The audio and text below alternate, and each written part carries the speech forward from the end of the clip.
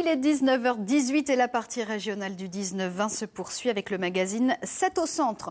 Nous allons voyager cette semaine jusqu'en Chine pour suivre les échanges entre des lycéens de Montargis et des lycéens de la province du Hunan.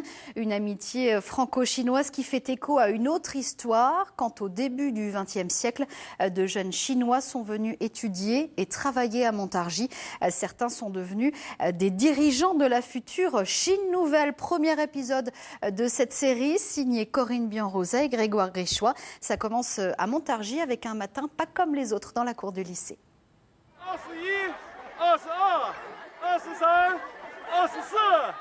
Dans la cour du lycée en forêt de Montargis, le cours de gym a du succès.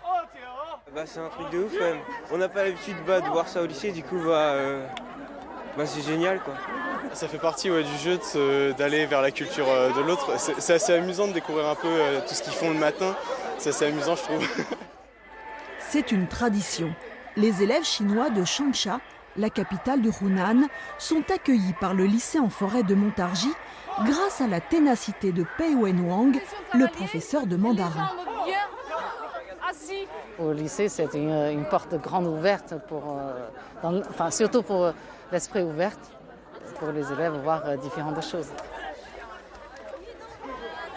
Je trouve que les jeunes Français sont très studieux, ils font beaucoup d'efforts, ils sont sympas et plutôt ouverts. Les lycéens des deux pays font connaissance. Et lorsque la communication orale devient difficile, les outils numériques prennent le relais. Ça fait 2 ans qu'ils viennent ici et non, moi j'aime bien. Ça j'aime bien, ouais. Ils ont la pêche. Ils ont la pêche. Et ils nous apportent des choses différentes, un peu, leur jeu et tout, c'est bien. Tu l'as battu. Le midi, c'est la cantine du lycée Montargois qui accueille les Chinois. Et la cuisine française paraît bien fade à ces jeunes qui sont originaires d'une province où tous les plats sont très épicés.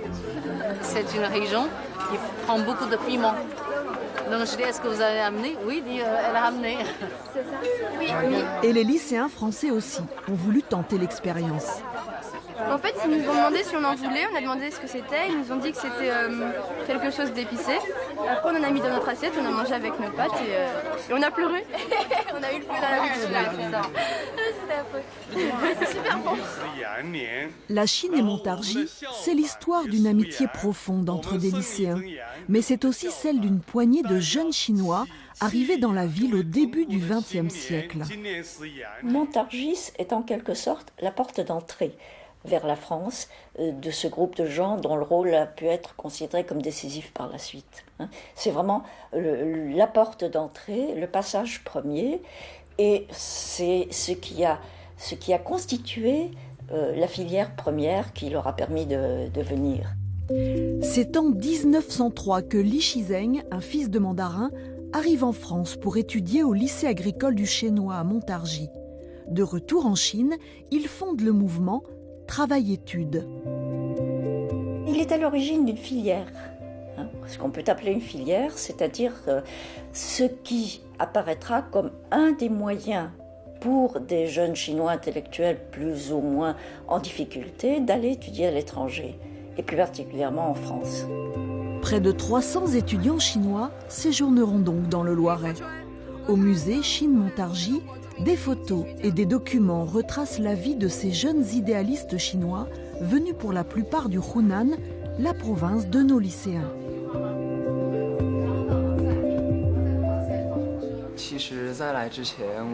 En fait, avant de venir en France, j'ai consulté les archives sur Montargis et j'ai trouvé beaucoup de documents sur cette histoire sur Internet. Mais dans les articles, c'est très succinct. Ici, j'ai pu apprendre beaucoup plus de choses, il y a des détails. Tout ça me touche beaucoup en tant que Chinois. Les amis de Mao étudient au collège Gambetta pour les garçons et au collège Chinchon pour les filles. Pour financer leurs études, beaucoup d'entre eux travaillent à l'usine Hutchinson. À Montargis, leur sort n'est pas si mauvais. C'est plutôt par la suite, quand ils quitteront Montargis, que les choses vont se gâter pour eux. Parce qu'à Montargis, il a été prévu pour eux que des classes d'apprentissage du français et de formation générale seraient ouvertes. Il y a même des classes ouvertes, une classe ouverte pour les filles, donc ils sont encadrés sur le plan pédagogique, et on a prévu de leur trouver des logements dans des dortoirs. Donc, d'une manière générale, là, ça ne va pas trop mal. Parmi les premiers arrivés à Montargis, il y a Tsai He-sen. C'est un brillant théoricien qui correspond régulièrement avec Mao, resté en Chine. Les jeunes Chinois se retrouvent à Montargis dans le square d'Urzy. En juillet 1920, ils organisent ici une réunion qui a pour nom « Sauver la Chine, sauver le monde ».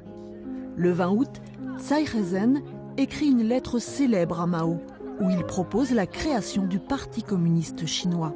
« Je n'ai rien contre », répond Mao. Quelques mois plus tard, arrive à Montargis celui qui restera comme l'un des plus grands dirigeants chinois, Deng Xiaoping.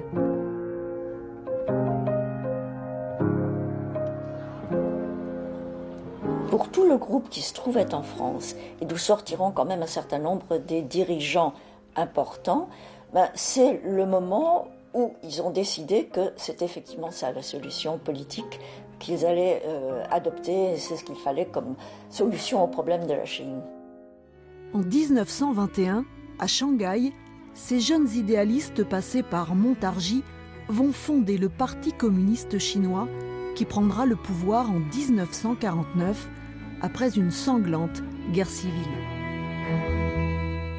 Et c'est une série qui se poursuit demain. En attendant, place à l'information nationale et internationale. Très belle soirée. À demain.